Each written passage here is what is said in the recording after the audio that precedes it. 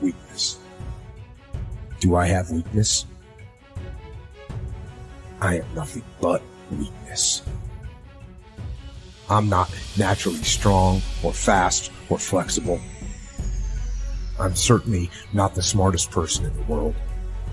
I get emotional over stupid things. I eat the wrong foods. I don't sleep enough. I procrastinate and I waste time. I care too much about meaningless things and not enough about important things. My ego is too big. My mind is too small, often trapped inside itself. Now, all that being said, I have to say, a person's strength is often their biggest weakness, but their weaknesses can become strengths. Success, guys, a very, very lonely road, man. Along that road, you're not going to see too many friends. You see your shadow most often. You got to trust in the heart of hearts.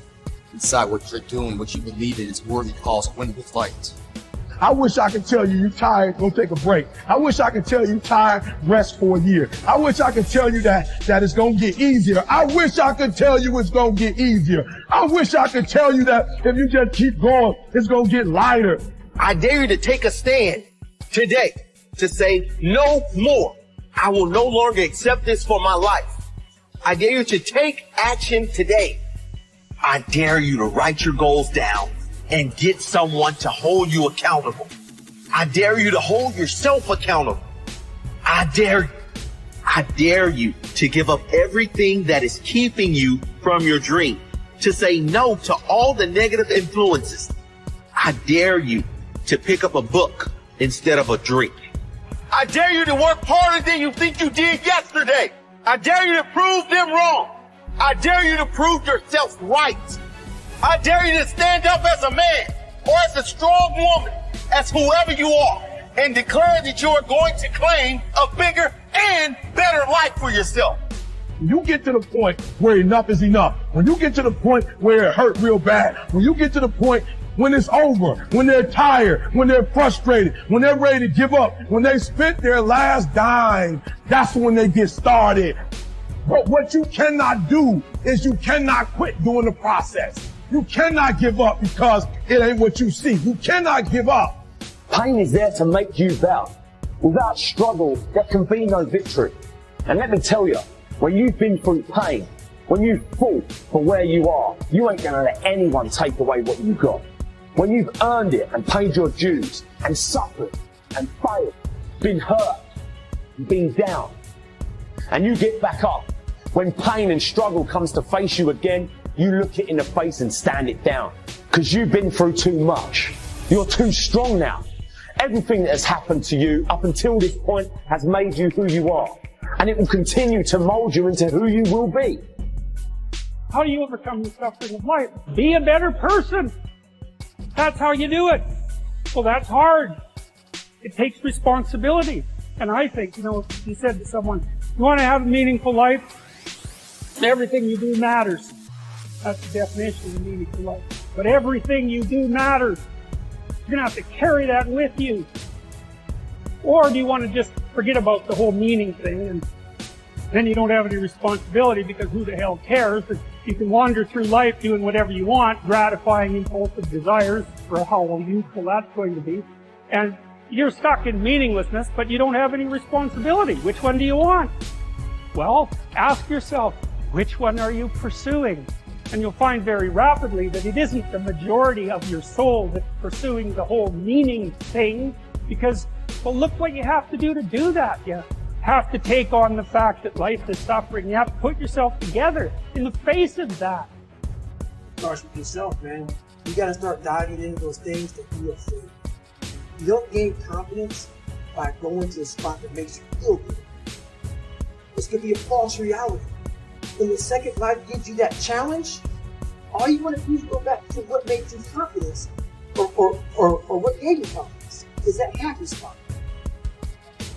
What gives you confidence? What gave me confidence was spending years at a kitchen paper trying to learn how to read and write on my own. Realizing I can't learn the way you can't, but I can learn. But getting confidence, not being afraid, is overcoming the fear. I used to stutter severely bad. So right now, I don't know how many people are going to watch this. You know what gives me confidence? Is knowing I no longer care if I sit here and start stuttering. That's what gives me confidence, is facing these things, overcoming them. And maybe not overcoming them every day. Facing and facing and facing. Pretty soon like this, oh man, this is where it's at. It's not in that comfort zone. It's in the discomfort zone is where my confidence is getting built. That's where it's getting built. The people want an easier answer. There has to be an easier way. It's not. I'm sorry. I searched for it my entire life. I did. I lied. I did everything. And I still felt empty. I walked around with a backpack with all my stuff with no car. And I walk around happiest person in the world. Have nothing. Happy as hell. It's because I found out the whole key to life. It's not in all that. You have to face yourself. So many people live to be 100 years old and they die miserable, having everything, because they never examine. I call it my live autopsy.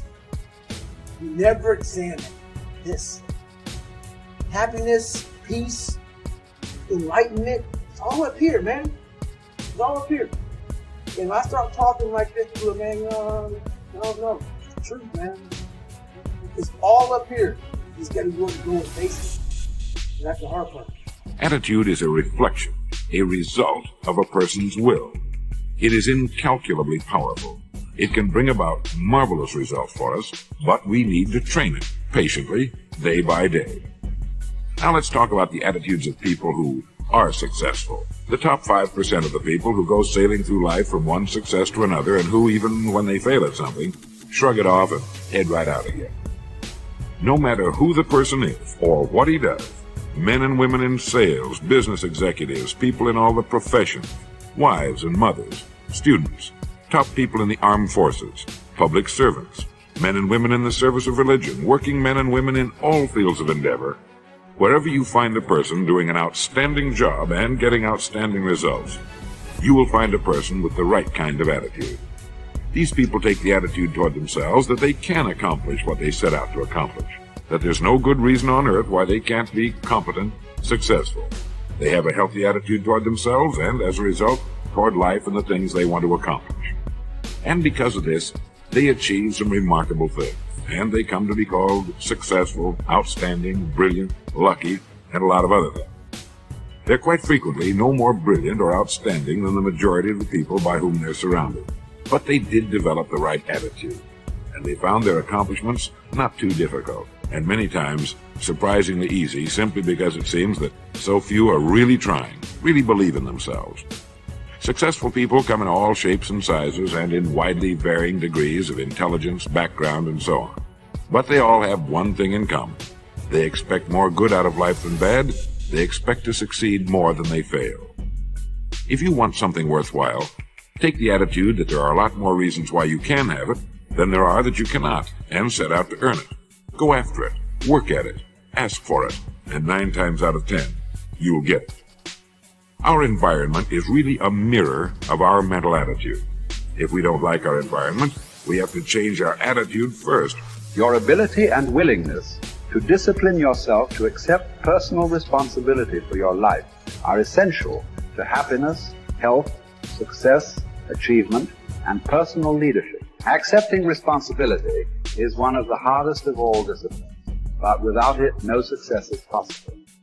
The failure to accept responsibility and the attempt to foist responsibility for things in your life that make you unhappy onto other people, institutions, and situations completely distort cause and effect, undermine your character, weaken your resolve, and diminish your humanity. They lead to making endless excuses.